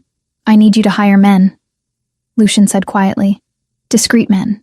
The kind who ask no questions and leave no witnesses. Send them to the Forbidden Mountains with orders to eliminate a small group of warriors and make it look like an accident. Wild animal attack, perhaps. Bandits. I care not what story they construct, only that no one survives. Torvin's eyes widened slightly. My lord, you speak of killing the Alpha King. I speak of removing an obstacle. Lucian corrected coldly. My brother has gone mad with grief, chasing ghosts in the wilderness. It is a mercy to end his suffering. And if the woman with him dies as well, then the kingdom is spared the embarrassment of a Luna who lived as an animal for 3 years. As you command, my lord. Torvin bowed and hurried from the room. Lucian stood and walked to the window overlooking Valdoria. Soon, very soon, this would all be his. The throne, the power, the kingdom. He had waited 29 years, living in his brother's shadow, watching Varian receive everything while he received nothing. That was about to change. The assassins reached the mountains 4 days later. 6 men, all experienced killers who worked for coin rather than loyalty. They found Varian's camp easily enough. The warriors made no effort to hide their presence. Smoke from cooking fires marked their location, and guards patrolled in predictable patterns. We attack at night, the leader, a scarred man named Greaves, told his companions. Make it look like a pack of wild beasts. Slash throats, scatter supplies, leave tracks. The official story will be that the Alpha King died tragically in a hunting accident. They watched the camp for a day, learning its rhythms. They noted when guards changed, when the warriors slept, when the camp was most vulnerable. They also noted the wild woman who appeared periodically, always surrounded by actual wolves. What about her? One assassin asked nervously. Those beasts obey her commands. Kill her first, Greaves said simply. Remove their protection, then butcher the warriors while they sleep. Simple. But nothing about that night would prove simple. The attack came 2 hours after midnight, when the moon hung high and 3/4 full. The assassins crept through the forest with weapons drawn, spreading out to surround the camp. They had orders to kill everyone, leave no survivors who might report what truly happened. Greaves reached the first guard, a young warrior dozing against a tree. His blade slashed across the man's throat before the guard could cry out. Blood sprayed hot across Greaves's hand. 1 down, 7 to go. But the scent of blood carried on the wind, and wolves had better noses than men. The howl that split the night was not human. It was pure animal fury, the sound of a predator protecting its territory. Within seconds, 24 wolves materialized from the shadows, their eyes glowing in the firelight, their lips pulled back to reveal fangs designed for tearing flesh. Fall back, Greaves shouted, but it was too late. The wolves attacked with coordinated precision that spoke of pack intelligence. They separated the assassins, driving them apart, eliminating the advantage of numbers. 1 man went down screaming as 3 wolves bore him to the ground, their jaws closing on his arms and throat. Varian burst from his tent, sword already drawn. He assessed the situation instantly. Assassins in the camp, wolves defending, his warriors scrambling to arm themselves. This was no random attack. This was planned, coordinated, meant to look like an accident. Defend yourselves, he roared, his voice carrying the weight of Alpha Command. These are not bandits, they are assassins. The battle turned into chaos. Assassins fought wolves and warriors simultaneously, desperate now to escape rather than complete their mission. Steel clashed against claw, blood soaked into mountain soil. Greaves found himself facing Varian directly. The Alpha King moved with terrifying speed, each sword stroke meant to kill. Greaves was skilled, experienced, but he was just a man. Varian was something more, something ancient and powerful wrapped in human flesh. Who sent you? Varian demanded, his blade slicing across Greaves's shoulder. Answer, or I will make your death last hours. Go to hell, Greaves spat. Then Isabel appeared. She moved through the battle like a ghost, her wolves parting to let her pass. But it was not her presence that stopped the fighting. It was what she did. She saw an assassin raising a crossbow, aiming at Varian's unprotected back, and she reacted, not as an animal, as a human warrior using tactics, strategy, conscious thought. She grabbed a fallen spear and threw it with perfect accuracy, taking the crossbowman in the chest before he could fire. Varian stared at her, shocked. That throw required human intelligence, human coordination, human strategy. For a moment, despite everything the curse had taken, Isabel had been fully herself. The remaining assassins broke and ran. 2 escaped into the forest. 4 lay dead or dying. Greaves clutched his wounded shoulder, pinned beneath Harvin's boot. "Talk," Varian commanded. "Who hired you?" Greaves remained silent until Varian's hand closed around his throat. The Alpha King's eyes had gone wolf gold, promising violence beyond imagining. "Lucien," Greaves gasped. "Your brother. He paid us to kill you and make it look like an accident." The words hit Varian like a physical blow. His own brother. His blood. The man he had trusted to help rule Valdoria in his absence. "Lucien," he repeated softly. The name tasted like poison. "Why?" "The throne." Greaves wheezed. "He wants the throne. Thought you dead would make him king." Varian released the man and stood, his mind racing. If Lucien had sent assassins once, he would send them again. The mountains were no longer safe. More than that, his brother had committed treason. Attempted regicide. Justice demanded a response. "We return to Valdoria," Varian announced to his warriors. "Immediately. We have a traitor to confront." Isabel appeared beside him, her hand touching his arm gently. Her expression held question and concern. She understood enough to know something terrible had been revealed. Varian took her hand, pressing it to his chest. "My brother tried to have us killed. I must return to deal with him. But I will come back. 3 days, I promise. I will return with Morgana and everything needed for the ritual." Isabel's violet eyes held his for a long moment. Then, slowly, she reached up and touched his face. The gesture was tender, accepting, trusting. She pointed toward the path that led back to civilization, then placed her hand over his heart. She understood. She was giving him permission to go, to handle this crisis, to protect his kingdom, and she would wait. 3 days, Varian repeated. "Stay safe. Stay hidden. When I return, we end this curse forever." He kissed her forehead, breathing in the wild scent of her, memorizing the feel of her in his arms. Then he forced himself to step away, to mount his horse, to lead his warriors back toward Valdoria and the brother who had betrayed him. Behind him, Isabel watched until they disappeared from sight. Her wolves pressed close, offering comfort. In 3 days, everything would change. Either she would be saved, or she would lose herself completely. She hoped, desperately, that Varian would return in time. Chapter 7. Breaking the Curse. 3 days. Varian had promised Isabel 3 days, and he kept that promise despite the chaos that awaited him in Valdoria. The return journey took 2 days of hard riding, and when the castle finally appeared on the horizon, Varian felt no relief, only grim determination. His brother had committed treason. His own blood had hired assassins to murder him. The betrayal cut deeper than any blade. He rode through the gates with his warriors flanking him, ignoring the startled cries of servants and guards who had not expected their king's return. Lucien emerged from the great hall, his expression carefully arranged into concern and welcome. "Brother, thank the goddess you have returned safely. We received word of bandits in the mountains and I feared." Silence. Varian dismounted in one fluid motion, his hand going to the sword at his hip. "You will speak when I give you permission, traitor." Lucien's mask slipped for just a heartbeat, revealing calculation beneath the concern. Then he recovered, raising his hands in a placating gesture. "Brother, I do not understand. What accusations?" "Seize him."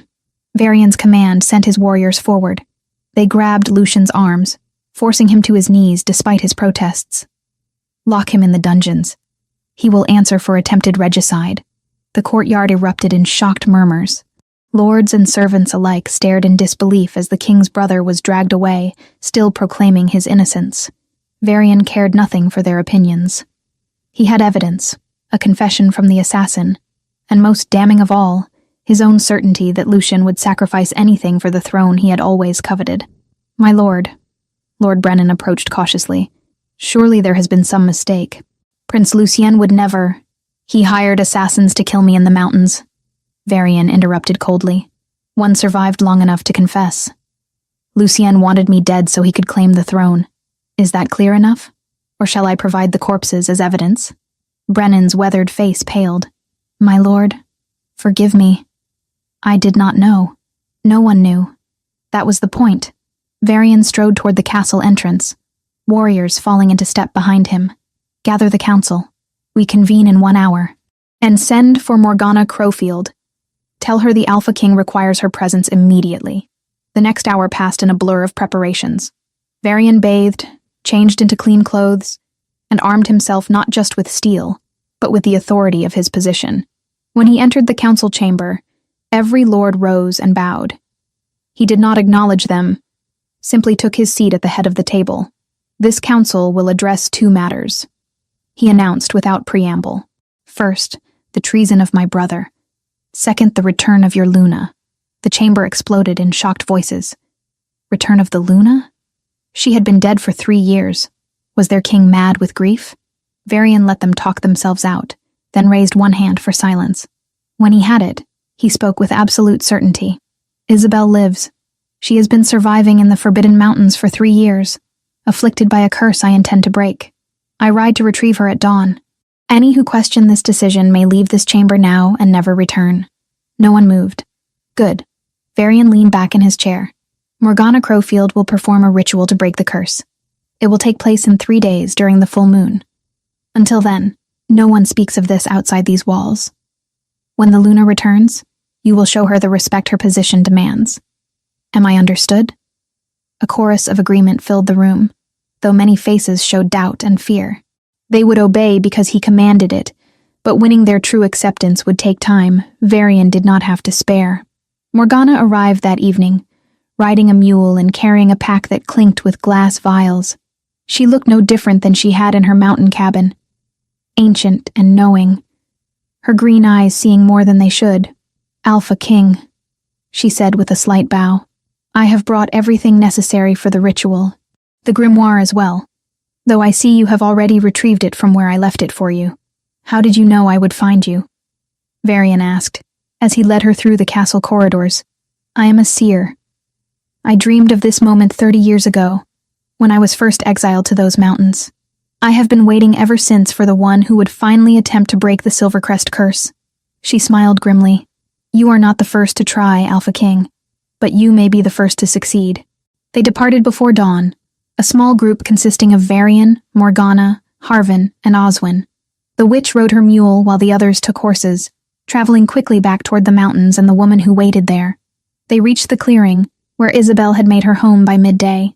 Varian called out, announcing his presence, and within moments she emerged from the trees. Her wolves surrounded her as always, but they did not growl when Morgana dismounted. Isabel looked worse than when he had left 3 days ago. Her movements were more animal than human. Her eyes held less recognition. The curse progressed rapidly now, consuming what remained of her humanity. They had perhaps days before she was lost completely. Lady Isabel, Morgana said gently, I am here to help you, but you must come with us. The ritual requires tools I do not have in these mountains. Isabel's violet eyes moved from Morgana to Varian, questioning. He dismounted and approached slowly, offering his hand. Trust me, please. One more time. Trust me. She took his hand. The journey back to Valdoria took longer with Isabel walking alongside the horses, her wolves trailing at a cautious distance. When the castle came into view, she stopped, fear clear in her expression. Varian dismounted again and stood beside her. They will stare, he warned. They will whisper and judge, but you are their Luna, and I am their king. No one will harm you. I swear it on my life. Isabel nodded slowly and forced herself forward. The courtyard fell silent when they entered. Servants froze mid-task. Guards stared openly.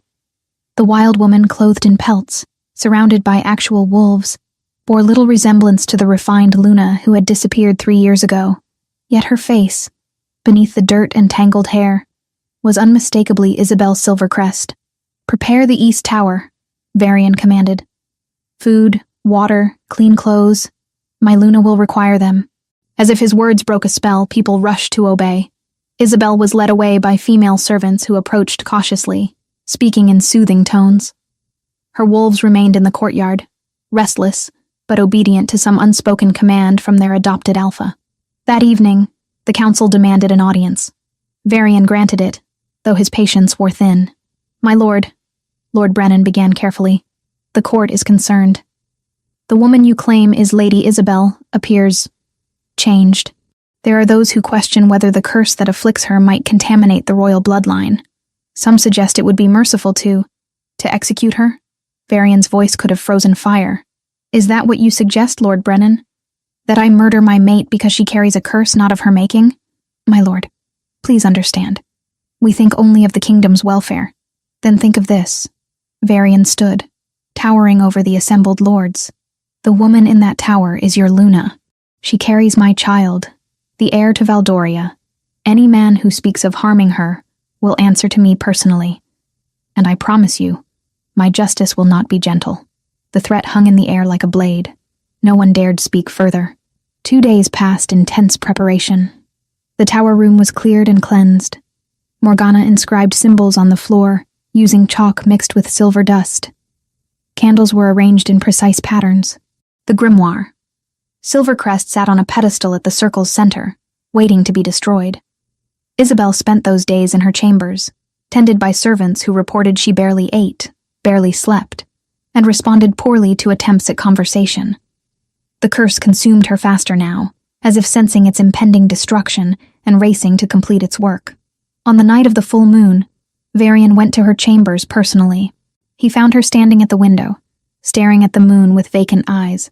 When he spoke her name, she did not respond. He had to touch her shoulder before she turned, and even then, recognition took long seconds to dawn. "It is time," he said gently. "Are you ready?"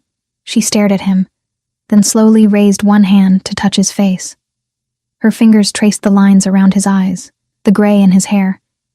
Then she placed that hand over his heart and shook her head. A universal gesture. "Do not do this." "I am doing this," Varian said firmly. "You chose to protect me 3 years ago. Tonight, I choose to save you. Accept it." He led her to the tower. Morgana waited inside the ritual circle, her expression grave. The full moon shone through the open roof, bathing everything in silver light. "The Alpha King must offer his blood willingly," Morgana explained as they entered the circle. "Lady Isabel, you must accept his sacrifice. And when I burn the grimoire, you both must hold on to each other, no matter the pain. Do you understand?" Isabel looked terrified, but she nodded. Morgana began to chant in a language older than kingdoms, older than written history. The air grew thick with power, making it hard to breathe. Varian drew his knife and cut across his palm, letting blood drip onto the symbols drawn on the floor. The moment his blood touched the silver dust, it ignited in white flame. "Accept the sacrifice," Morgana commanded. Varian took Isabel's hands, pressing his bleeding palm to hers. The mate bond flared to life between them, no longer just connection but conduit.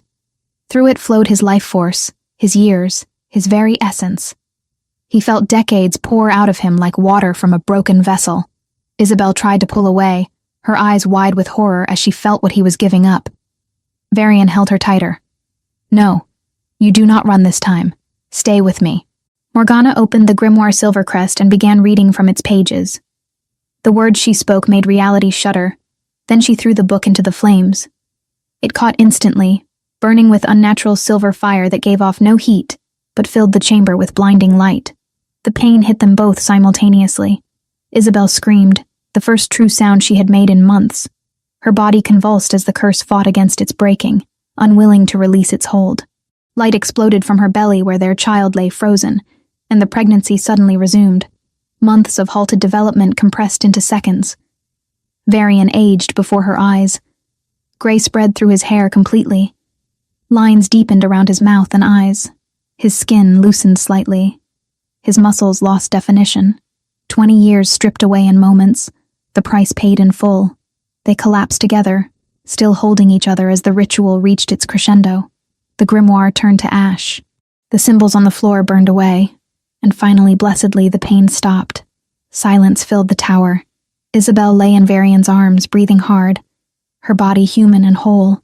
She opened her mouth, and this time, words emerged, broken, hoarse from disuse, but words nonetheless. "Varian," she whispered. "What have you done?" "I saved you," he said simply. His voice sounded older now, rougher. "As you tried to save me." Morgana knelt beside them, checking them both with experienced hands. "The curse is broken. Your wolf will not return, Lady Isabel, but your humanity is secure. You will not lose yourself further. And the child," she pressed her hand to Isabel's belly. "The pregnancy has resumed. You will give birth in approximately 6 months." Isabel looked at Varian, at the gray in his hair, the age on his face. Tears streamed down her cheeks. "You should have let me fade. You should have—" "Never," Varian interrupted. "In all the world, in all possible futures, I would make this choice again. Do you understand? You are worth every year I gave. You are worth everything." She kissed him then, desperately, gratefully, and the mate bond sang whole and complete between them. Below, in the dungeons, Lucian heard the bells ringing in celebration and knew he had lost everything. The next morning, he was brought before Varian for judgment. "Banishment," Varian pronounced. "You are stripped of your title, your lands, your place in this kingdom. You will leave Valdoria as a rogue, with no pack to call your own. If you return, the sentence is death." Killing Lucian outright would have satisfied the pack's hunger for justice, but it would also have carved his name into every whispered tale of rebellion. Exile cut him off from power, allies, and legacy, leaving him to die as he had lived, alone, scheming in the dark with no one left to listen. It was a cleaner solution, and a warning to any who might mistake their king's mercy for weakness. Lucian was dragged away, still protesting, still claiming innocence no one believed. He would wander alone until some rogue or rival killed him, which was a gentler fate than he deserved. The curse was broken. The traitor was banished, and in the East Tower, Isabel Silvercrest slept in her mate's arms, finally, truly home. Chapter 8. A New Dawn. Isabel woke to sunlight streaming through windows she had not seen in 3 years. For a moment, disorientation clouded her thoughts. Where was her cave? Where were her wolves? Then memory crashed back, and with it came the realization that made her gasp aloud. She could think clearly. Words formed in her mind without dissolving into meaningless sounds. Her humanity had returned, whole and complete, easy. Varian's voice came from beside the bed, rough with exhaustion. "You have been unconscious for 2 days. The healer said you needed rest after what the ritual put your body through." Isabel turned her head and felt her breath catch. Varian sat in a chair pulled close to the bed, and he looked profoundly different from the man she had left 3 years ago. Gray had overtaken his entire head of hair, turning what had been dark brown into silver. Deep lines bracketed his mouth and eyes. His hands, folded on his lap, showed prominent veins and looser skin. He looked like a man approaching his mid-50s rather than 35. "What have you done?" she whispered, her voice hoarse but functional. Speaking felt strange after months of silence, like using muscles she had forgotten existed. "Varian, what have you sacrificed for me?" 20 years. He reached out and took her hand gently. "I gave 20 years of my life to break your curse, and I would give 20 more if required. Do not waste energy feeling guilty. I made this choice freely." Tears spilled down Isabel's cheeks. She tried to sit up, and Varian moved quickly to help her, arranging pillows behind her back. The chamber around her was familiar yet foreign, like a memory half forgotten. Her chambers, the ones she had abandoned when she fled. "The baby," she said suddenly, her free hand going to her belly. The swell was still there, but different somehow. "Is it alive and well?" Varian's expression softened into something that resembled his old smile. The pregnancy resumed from where it had frozen. 3 months along. "The royal healer estimates you will give birth in approximately 6 months. 6 months.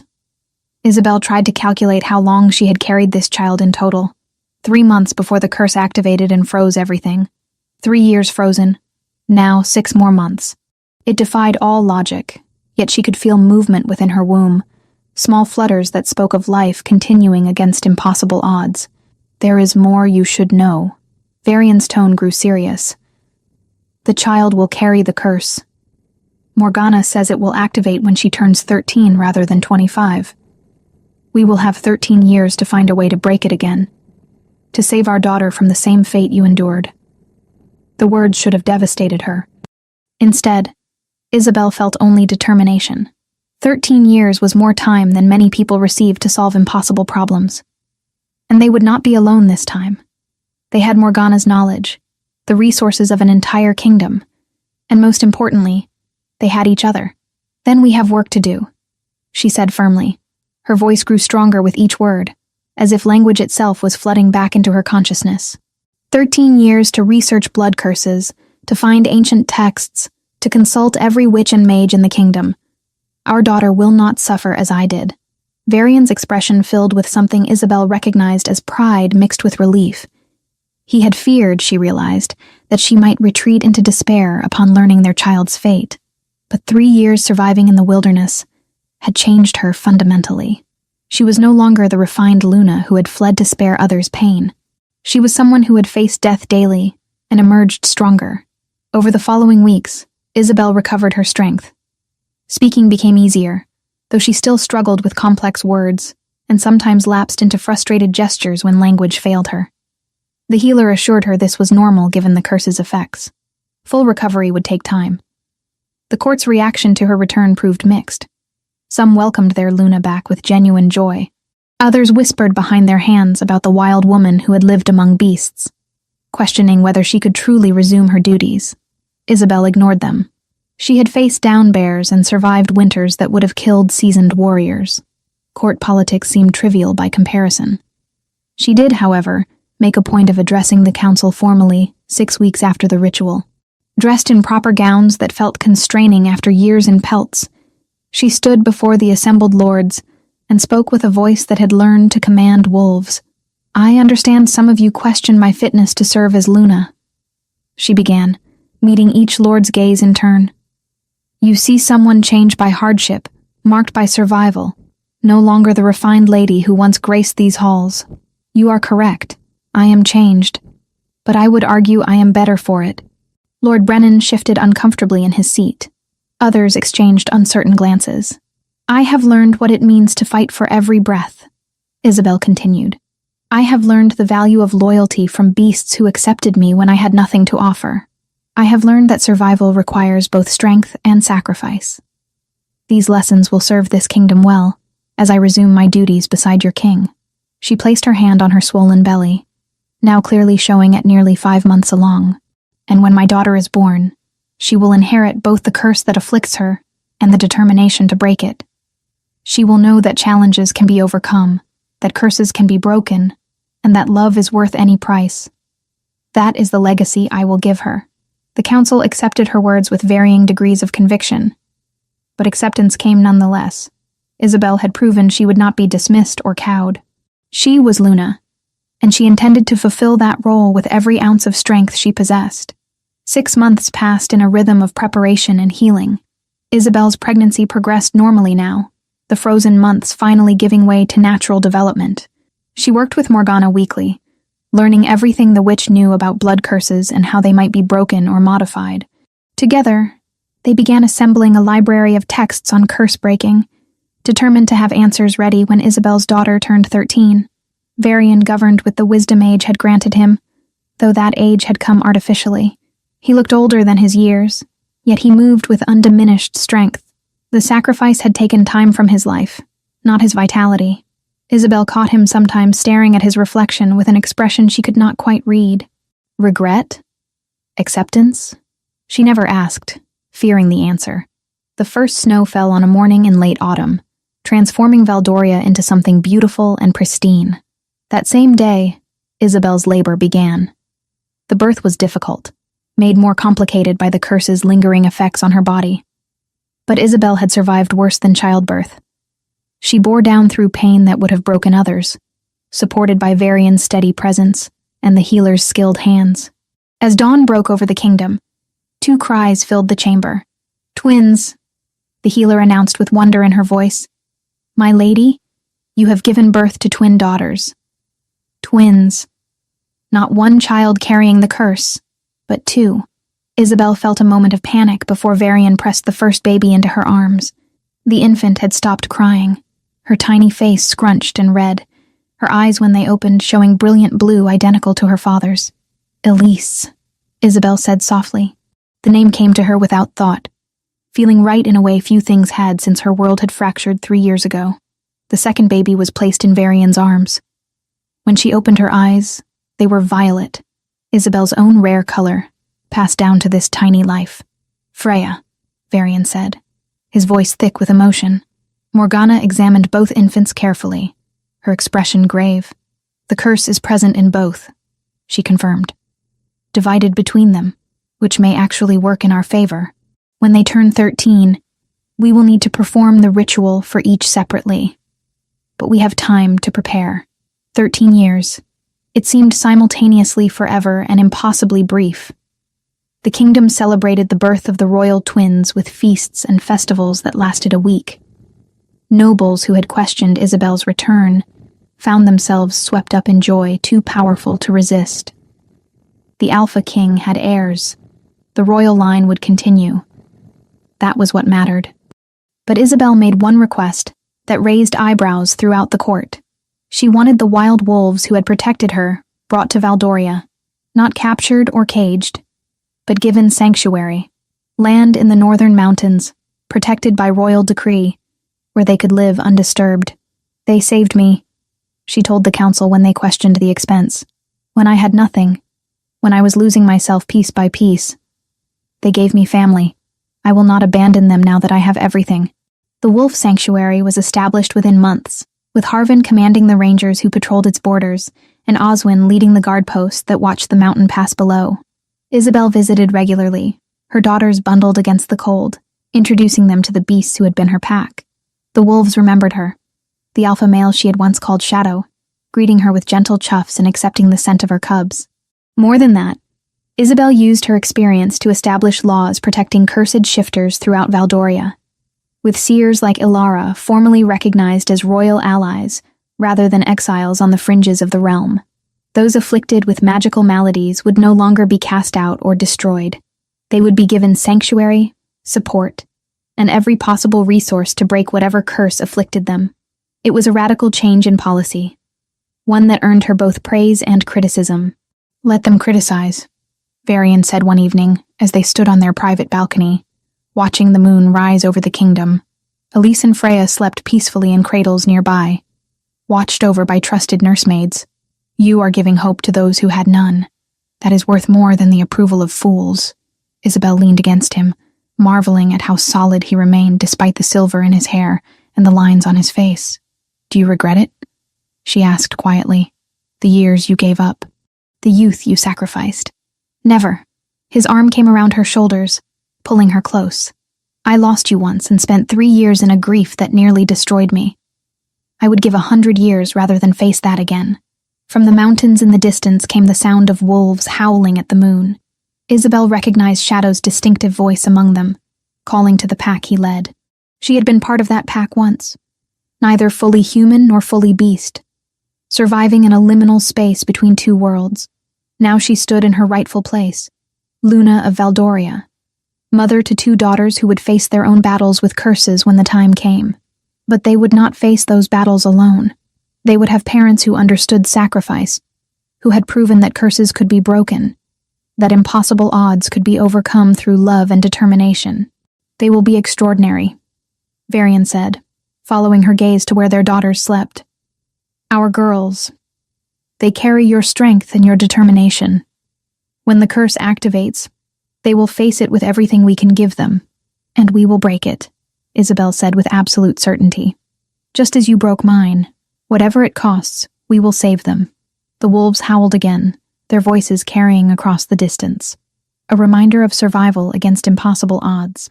A promise that family, whether born of blood or formed through adversity, endured. Isabel Silvercrest, who had been lost and found herself again, stood with her mate beneath the moon and knew that their story was far from over. Challenges waited ahead, curses that would demand breaking, battles yet to be fought. But for tonight, in this moment, they had won. They had survived. They had created a future where none should have existed. and that was worth everything. The end.